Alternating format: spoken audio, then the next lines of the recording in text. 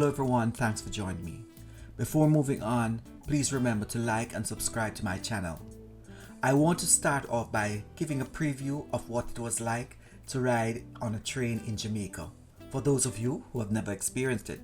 As a boy, I remember my aunt taking me to Kingston to visit. Those days it was the train. The Jamaica railway system was known as the Jamaica Railway Corporation. It came about in 1843.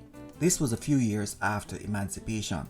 If you had the opportunity to travel on a train, you would be entertained. For example, you had vendors selling grater cake, drops, total box drinks. You name it, the vendors had it. The vendors worked hard to make their living. Many times, a few conflicts would arise because you had too many vendors and few buyers. One thing was sure, you would be entertained, as I stated before. And then you had the pastors who boarded the train to preach the redemption story. Most pastors would be dressed in their three-piece suit, holding the Bible in one hand and a handkerchief in the other to wipe the sweat. Just remember, these trains had no air condition. If you were not lucky enough to get a window seat, your day would be cooked, of course. One pastor used the Titanic story to show the need for redemption. He hailed his message at the top of his voice and sang the song Nearer My God to Thee. And then he made his altar call and finally collected the offering and then moved on to the next coach. When all is said and done, the Jamaica train ride from Montego Bay to Kingston was the best. Every stop on the way brought you closer to Jamaican food and culture.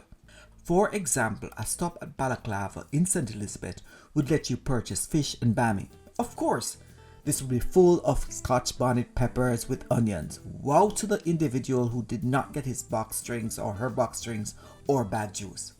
Those days were really good. However, there's a tragedy connected to the Jamaica Railway Corporation, and that was the Kendal Crash. I heard about the Kendal Crash and heard various stories. However, what influenced me to do this blog was that my dearest aunt had a clipping of a newspaper which I came across as I searched her collection of pictures. She must have valued this article and had some connections. The Kendal Crash took place on Sunday, September 1st, 1957 at approximately 11 p.m. This was a tragic event in Jamaica, and everyone around the world heard about it. The accident was caused by a failure in the braking system.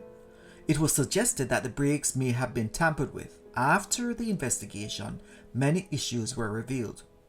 On this dreadful day, the train consisted of 2 diesel engines and 12 wooden coaches. The reality is some of the coaches were really death traps. For example, in some of the coaches, you had one survivor. One example highlights one child whose parent died in the crash was the only survivor in that coach. Her case was known as a miracle.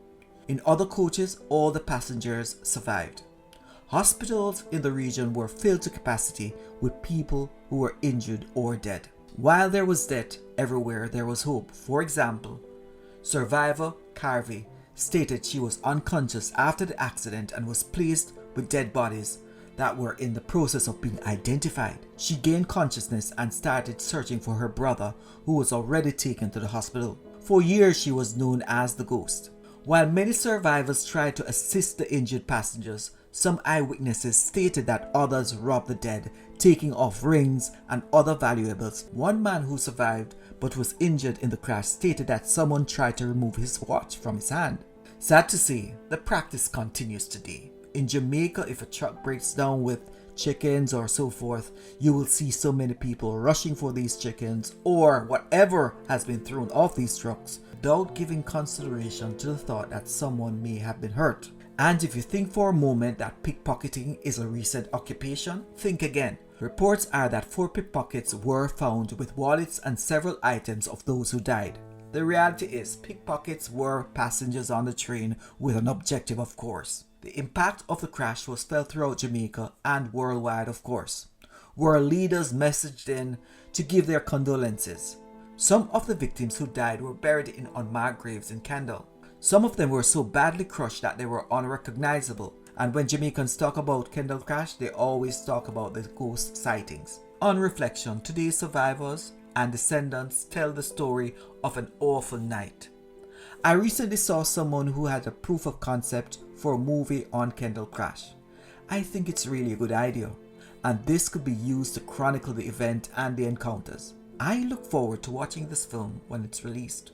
Thanks for listening. Remember to like and share my content. I will always try to give you content on history, education, inclusion, and of course, the aim is to share. Thanks again.